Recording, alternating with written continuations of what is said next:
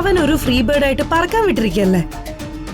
അതുകൊണ്ട് തന്നെയാ നിങ്ങൾ അവനോട് ഒരു ജോലിയും പറയില്ല എന്നുള്ള ധൈര്യത്തില് അവൻ ലോ കോളേജിൽ ലെക്ചറായിട്ട് ജോയിൻ ചെയ്യാൻ പോകുന്നത്. ഞാൻ ചോദിച്ചത് നീ എന്തിനാ ഇത് അയൺ ചെയ്യുന്നെന്നാ.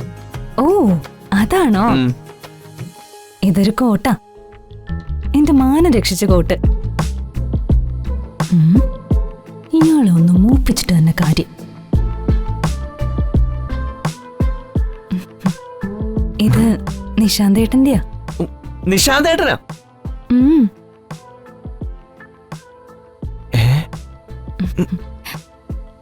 ഒരിക്കല് ഞാൻ ഇയാളെ പരിചയപ്പെടുത്തിയായിരുന്നല്ലോ, നിശാന്തേട്ടൻ. എന്റെ കോളേജിലാ പഠിക്കുന്നത്. എന്തൊരു സ്മാർട്ടാ, ഒരു അഹങ്കാരവും ഇല്ല. നിശാന്തേട്ടൻ അവനൊക്കെ മഹാ ഫ്രോഡായിരിക്കും. നിശാന്തേട്ടൻ പോലും. എടോ, ഒരേ കോളേജിൽ പഠിക്കുന്നവരാരെങ്കിലും ഏട്ടാ കോട്ടെന്നൊക്കെ വിളിക്കുവോ? എടോ, തനിക്കൊന്നും ഒരു കോമൺ സെൻസ് ഇല്ലടോ, ഒരു ബോധമില്ലേ? അതെ, തന്നെക്കാൾ 2-3 വയസ്സ് കൂടുതലുള്ള എന്നെ വരെ താൻ ഇതൊരു ഏട്ടാന്ന് വിളിച്ചിട്ടുണ്ടോ? ഉണ്ടോ? അല്ല, തനിക്കെന്താ എന്നെ മഹിയേട്ടാന്ന് വിളിച്ചാ? അയ്യേ, മഹിയേട്ടാന്ന് വിളിക്കാൻ പറ്റിയ ഒരു ചാളുക്ക്. ഡ്രൈവറുടെ പൂതിയുള്ള. അങ്ങോട്ട് മാറി നിക്കടോ. ഒരവസരം കിട്ടിയോ തൊട്ടൊരുമി നിന്നോളൂ. എന്തായാലും താൻ വന്നത് കാര്യമായി. ഇനി കാണുമ്പോ ആളിനെ നിശാന്തേട്ടാന്ന് വിളിക്കണമെന്നൊരു കൺഫ്യൂഷൻ ഉണ്ടായിരുന്നു. ഇപ്പൊ അത് മാറി കിട്ടി. നിശാന്ത് എന്ന് വിളിക്കാം, അതായിരിക്കും നല്ലത്. അതാവുമ്പോ തുടർന്നങ്ങോട്ട് വിളിക്കാനും ഒരു സുഖമുണ്ട്.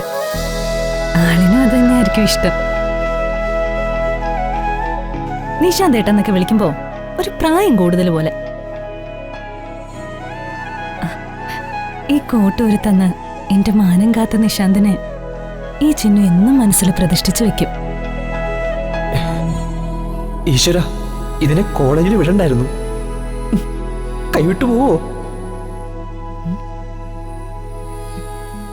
താൻ എന്തായി ആലോചിക്കുന്നേ? മതി, അവളുടെ ഒരു കോട്ട്. ഇതെന്റെ നിശാന്തിന്റെയാ. കളിക്കരുത്, വിടും.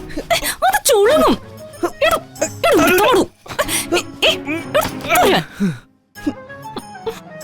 പിന്നെ ഇത് കോഹിനൂർ രത്നല്ലേ, ഇങ്ങനെ സൂക്ഷിച്ചു വെക്കേ. എനിക്കിത് കോഹിനൂർ രത്നത്തിനെക്കാളും വലുതാ. ഉപകാരത്തെ ഒരിക്കലും മറക്കാൻ പാടില്ല. അതെ, അത് തന്നെ എനിക്കും പറയാനുള്ളത്. ഇന്നലെ കണ്ട ഏതൊരു ഫ്രോഡ് ഒരുത്തം ചെയ്തെന്ന ഉപകാരങ്ങളൊക്കെ ഓർമ്മയുണ്ട്. രാവും പകലും ഇല്ലാതെ കൂടെ നടന്ന് ഞാൻ ചെയ്തതൊക്കെ ഇപ്പോ വെള്ളത്തിൽ വരച്ച വര പോലെയായില്ലേ. ആശുപത്രിയിൽ കൂടെ വന്നതും കോട്ടിട്ട് കോടതിയിൽ വാദിച്ചൊക്കെ വെറുതെ ആയില്ലേ. ഞാനില്ലെങ്കിൽ താനിപ്പോ കോളേജിൽ പോവായിരുന്നോ? അല്ലെങ്കിലും പെണ്ണുങ്ങൾ ഇങ്ങനെ തന്നെയാ, പുതിയതൊന്നിനെ കാണുന്നത് വരെയുള്ളൂ പഴയതിന്റെ ആയുസ്. അയ്യേ, താൻ എന്താണോ ഇങ്ങനെ? ഒരു ഉപകാരം ചെയ്താൽ അത് വിളിച്ചു പറയുന്നത് ഊളത്തരമല്ലേ? കഷ്ടം. തന്നോട് സംസാരിച്ചോണ്ടിരുന്ന വെറുതെ സമയം പോവും. ഞാൻ പോയി ചന്ദ്രാമ്മയൊന്ന് സഹായിച്ചിട്ട് കോളേജിൽ പോട്ടെ. എന്താണെന്ന് അറിയാൻ പാടില്ല, ഇപ്പൊ കോളേജിൽ പോവാൻ വല്ലാത്തൊരിഷ്ടം. തൊട്ടൊരു മീരിക്കാൻ കൊതിയായി, നിന്നെ കട്ടെടുത്ത് പറക്കാൻ കൊതിയായി, എന്നാലും എന്നാലും നിന്റേതല്ലേ.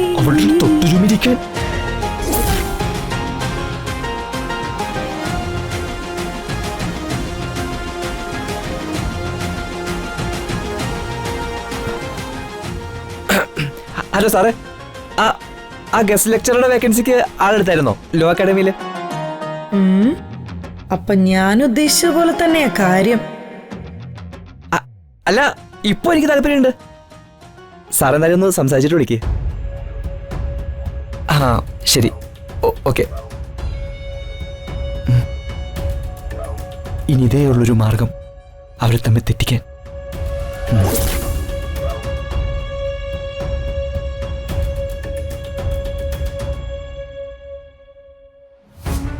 നിന്റെ പ്രേമം ഞാൻ ശരിയാക്കി തരാം.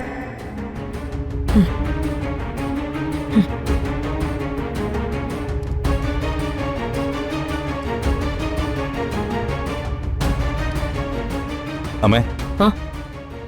അർജുൻ, ഇന്നെന്തോ ഇമ്പോർട്ടന്റ് മീറ്റിംഗ് ഉണ്ടെന്ന് നീ പറഞ്ഞിരുന്നില്ലേ? എന്നിട്ട് പോകുന്നില്ലേ? ഞാൻ ഇറങ്ങുവാ, കുറച്ച് ലേറ്റ് ആയി പോയി. നീ തന്നെ ലേറ്റ് ആയാൽ അതൊരു ബാഡ് ഇംപ്രഷനാ മറ്റുള്ള സ്റ്റാഫുകൾക്ക് കൊടുക്കുന്നത്. Don't repeat this. ഇല്ല, ഇനി ഇത് ഞാൻ ആവർത്തിക്കില്ല. അർജുൻ സർ, ഒരു മിനിറ്റ്.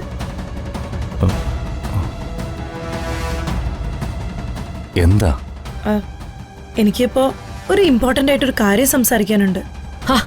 ഇന്ന് ഓഫീസിൽ വളരെ പ്രധാനപ്പെട്ട ഒരു മീറ്റിംഗ് ഉണ്ട്. ആ മീറ്റിംഗിൽ പങ്കെടുക്കാൻ പോവാ. ഇപ്പൊ തന്നെ ഇവൻ ലേറ്റാ. എനിക്ക് ഇപ്പൊ തന്നെ സംസാരിക്കണം. വിഷയം വളരെ പ്രധാനപ്പെട്ടതാ. അത് പിന്നെയും ആവാലോ. പോരാ, ഇപ്പൊ തന്നെ ക്ലിയർ ചെയ്യേണ്ട കാര്യം അത്. വേഗം പറ, ഇറ്റ്സ് ഗെറ്റിംഗ് ലേറ്റ്. മഹിയെ ഇങ്ങനെ വിട്ടാ മതിയോ? അവനെയും കൂടെ ഓഫീസിലോട്ട് കൊണ്ടുപോകൂടെ? സാറിനും അതൊരു സഹായവും, ഓഫീസിലെ ജോലി മഹി പഠിക്കുകയും ചെയ്യും. എന്താ ഇന്ന് അനിയന്റെ കാര്യത്തിൽ ഇത്രമാത്രം സ്നേഹവും താല്പര്യവും നിനക്ക് തോന്നിയത്? ഇത് സ്നേഹമൊന്നും അല്ല, മുൻകരുതലാ. അങ്ങനെ ഒരു മുൻകരുതൽ നീ എടുക്കാൻ മാത്രം എന്താ ഇപ്പൊ ഉണ്ടായത്? ഒരു ഉത്തരവാദിത്വം ഇല്ലാതെ വീട്ടിൽ അലസനായിട്ടിരിക്കുമ്പോഴാ മനസ്സനാവശ്യമായ കാര്യങ്ങളിലും കുഴപ്പങ്ങളിലും എല്ലാം ചെന്ന് ചാടുന്നത്. അതേസമയം എന്തെങ്കിലും ഒരു ജോലി ഏൽപ്പിച്ച് അവനെ അതിൽ കുടുക്കിയിട്ടാൽ മറ്റുള്ള കുഴപ്പങ്ങളിൽ നിന്നെല്ലാം വിട്ടുനിൽക്കും. അവനിപ്പോ എന്ത് കുഴപ്പമുണ്ടാക്കിയെന്ന് നീ പറയുന്നേ? അവൻ കുഴപ്പങ്ങൾ ഉണ്ടാക്കാതിരിക്കാനാ ഞാൻ മുന്നറിയിപ്പ് തരുന്നത്. അവനെ അർജുൻ സാറിനൊപ്പം ഓഫീസിലോട്ട് കൊണ്ടുപോകുന്നല്ലേ നല്ലത്. അവനൊരു ഫ്രീ ബേഡായിട്ട് സ്വാതന്ത്ര്യത്തോടെ കളിച്ച് നടന്ന് ശീലിച്ചിരിക്കുകയാണ്. ഓഫീസ് ജോലികളെ കുറിച്ച് അവനൊന്നും അറിയില്ല. ഇപ്പൊ എടുത്തു ചാടി അവനെ ഓഫീസിലേക്ക് കൊണ്ടുപോയാ അവിടെയുള്ള ജോലികളെല്ലാം അവതാളത്തിലാവുകയും ചെയ്യും. അവനോ കമ്പനിക്കോ എനിക്കോ യാതൊരുവിധ ഗുണം ഉണ്ടാവുകയില്ല. അതിരിക്കട്ടെ, എന്തിനാണിപ്പോ അവനെ ഓഫീസിലേക്ക് കൊണ്ടുപോകണമെന്ന് നീ ഇങ്ങനെ വാശി പിടിക്കുന്നേ?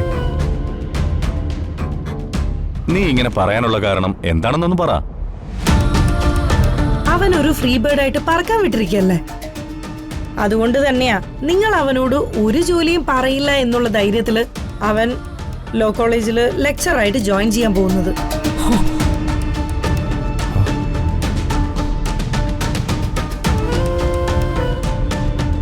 സത്യമാണോ നീ പറയുന്നത്? അതെ, അവിടെയാണല്ലോ ചിന്നുവും പഠിക്കുന്നത്. അതുകൊണ്ടാ അവിടെ തന്നെ അവൻ ലെക്ചറായിട്ട് ജോയിൻ ചെയ്യാൻ പോകുന്നത്.